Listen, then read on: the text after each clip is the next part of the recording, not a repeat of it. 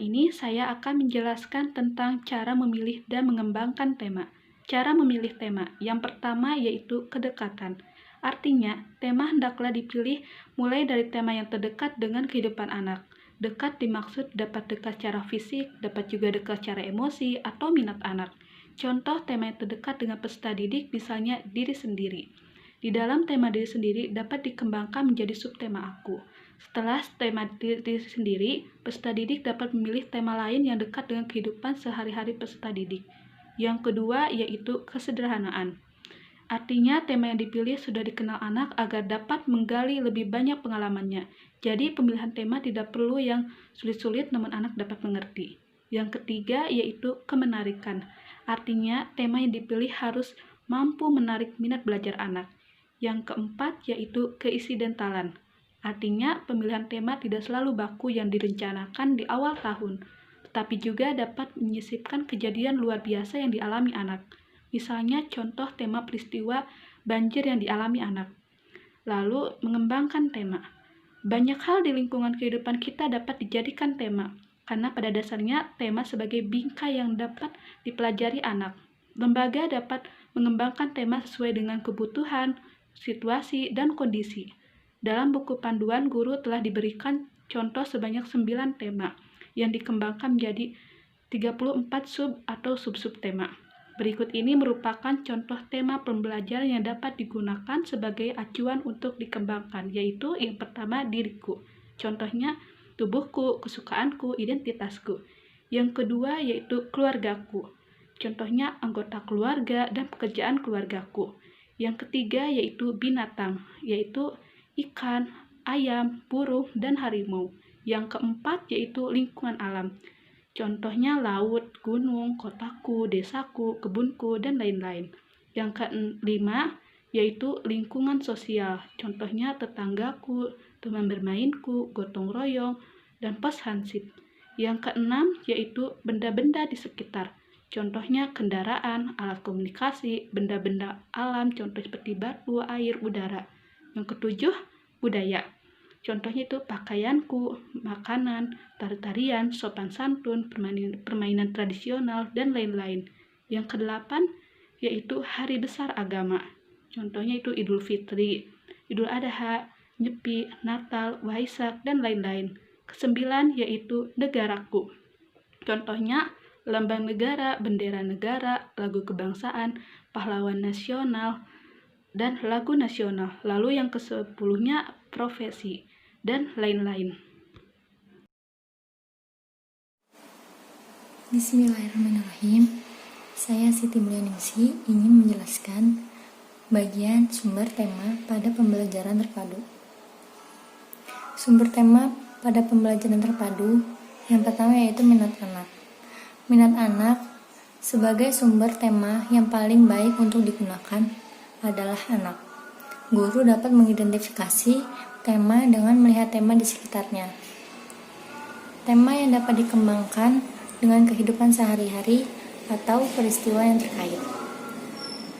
Yang kedua, peristiwa khusus, kejadian yang dilihat dan dialami anak dapat menjadi sumber ide memilih tema, seperti Ramadan Ceria yang isinya mari menyambut bulan Ramadan. Yang ketiga, kejadian yang tidak terduga menjadi salah satu hal yang dapat merangsang daya pikir anak atau rasa ingin tahu anak menjadi lebih akan hal tersebut. Yang selanjutnya, orang tua dan guru. Ide tema dapat bersumber dari orang tua dan guru, tetapi disesuaikan lagi dengan kebutuhan lembaganya. Terima kasih. Bismillahirrahmanirrahim. Saya di sini akan menjelaskan tentang menjabarkan tema ke dalam aspek perkembangan dan jenis kegiatan. Yang pertama, bidang atau aspek perkembangan meliputi sains, bahasa, fisik motorik, seni, musik, agama, moral, dan lain sebagainya. Yang kedua, yaitu jenis kegiatan belajar dirumuskan secara operasional. Yang ketiga, jenis bidang atau aspek perkembangan yang dipilih dapat diperluas atau dimodifikasi sesuai dengan kebutuhan. Contohnya, tema tentang tanaman. Anak bisa belajar tentang sayur-sayuran, umbi-umbian, buah-buahan, dan lain sebagainya yang bersangkutan dengan tanaman. Anak juga dapat mempelajarinya secara langsung atau langsung terjun ke lapangan. Lalu, anak juga dapat mempelajari tentang cara merawat tanaman, bagaimana cara memilih tanaman yang baik, berapa lama tanaman itu tumbuh, atau bagaimana proses pertumbuhan tanaman tersebut. Saya akan menjelaskan mengenai langkah-langkah mengembangkan tema ke dalam konsep-konsep yang dapat dipelajari anak. Langkah yang pertama, pilih tema dengan mempertimbangkan relevansi dengan anak, kegiatan pengalaman langsung, keseimbangan antar bidang atau aspek kurikulum, ketersediaan alat dan sumber yang berkaitan dengan tema, dan juga harus diperhatikan potensi proyek atau kemampuan tema untuk dijadikan dalam kegiatan. Kemudian langkah yang kedua, gunakan buku rujukan, majalah, atau buku bacaan anak untuk mengidentifikasi subtopik dari mulai istilah, fakta, dan prinsip atau TEP yang berkaitan dengan tema. Langkah yang ketiga, kelompokkan TEP sesuai dengan subtopik yang dipilih. Kemudian langkah yang keempat, tentukan apakah konsep-konsep tersebut cocok untuk anak. Dan langkah yang terakhir adalah ambillah 10 sampai dengan 15 TEP yang relevan dengan tema. Nah, adapun TEP merupakan gabungan dari beberapa istilah, yaitu term, fact, dan principles. Term artinya istilah atau pembendaharaan kata yang harus diketahui oleh anak. Jadi anak mempelajari mengenai istilah-istilah yang berkaitan dengan tema. Misalkan kita ambil tema rumahku.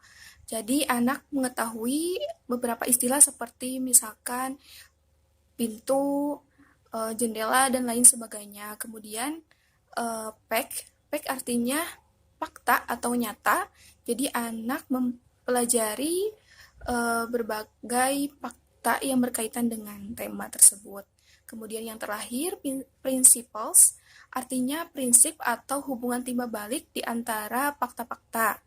Nah, anak juga mempelajari berbagai fakta, misalkan di dalam rumah itu adalah tempat kita berlindung atau beristirahat. Sekian. Di sini saya akan menjelaskan tentang kriteria yang harus dipertimbangkan dalam pemilihan tema.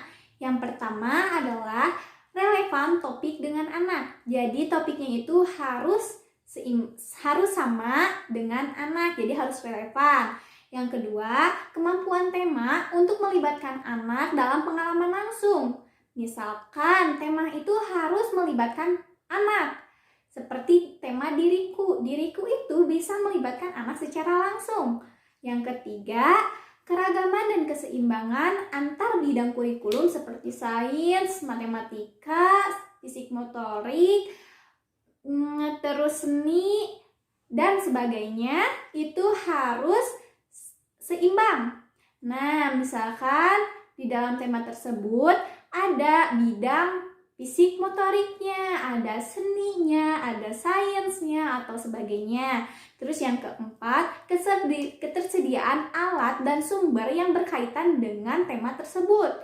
Jadi, TK harus menyediakan sumber dan alat yang akan diperagakan sesuai dengan tema tersebut. Dan yang kelima adalah kemampuan tema untuk dilaksanakan dalam kegiatan proyek. Jadi, itu aja kriteria yang harus dipertimbangkan dalam pemilihan tema.